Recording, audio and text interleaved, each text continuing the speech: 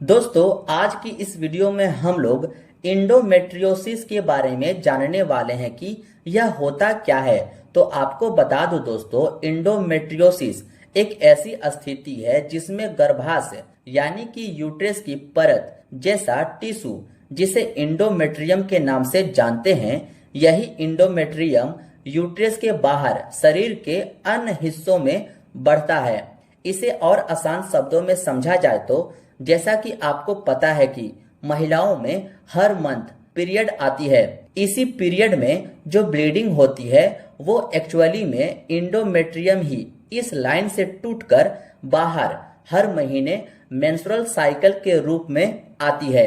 Menstrual cycle complete होने के बाद फिर से यूट्रस की दीवारों पर इंडोमेट्रियम का फॉर्मेशन होता है, यानी कि वापस इंडोमेट्रियम बनता है। इसी इंडोमेट्रियम टिश्यू के जैसा कुछ टिश्यू यूट्रस के अलावा इस बॉडी के अलग अलग भागों में भी बनने लगता है और यह टिश्यू आमतौर पर अंडाशय, फ्लोपियन ट्यूब और पेल्विक कैविटी के और भी अंगों पर पाया जाता है।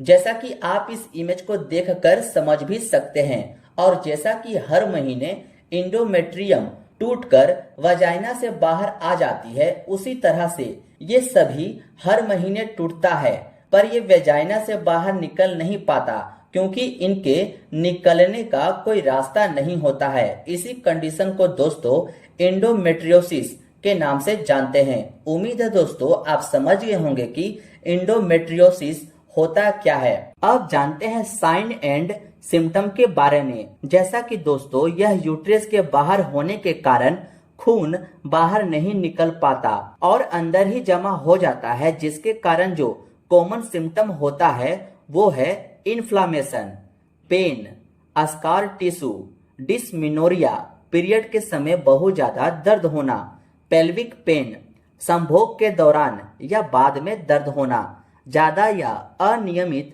ब्लीडिंग होना, इनफर्टिलिटी होना यानी कि गर्भधारण में परेशानी होना, थकान, पेट या पीठ में दर्द होना, ये सारे वो सिम्टम है दोस्तों जो आपको इंडोमेट्रियोसिस के कंडीशन में देखने को मिलता है। अब जानते हैं दोस्तों इंडोमेट्रियोसिस होने के कारण को कि आखिर यह किन कारणों से होता है।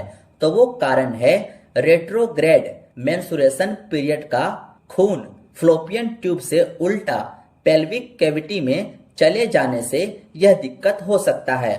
हार्मोनल असंतुलन, इम्यून सिस्टम की समस्या, जेनेटिक फैक्टर, इन सभी कारणों की वजह से दोस्तों आपको इंडोमेट्रियोसिस वाली कंडीशन देखने को मिल सकती है। अब जानते हैं इसके इलाज के बारे में। पेन किलर, दर्द कम करने की दवाइयाँ, हार्मोन थेरेपी जैसे कि birth control pills, surgery, laparoscopy से अतिरिक्त टिश्यू को हटाना, गंभीर स्थिति में दोस्तों हिस्टेरेक्टोमी यानी कि गर्भाशय से निकालना अंतिम विकल्प होता है।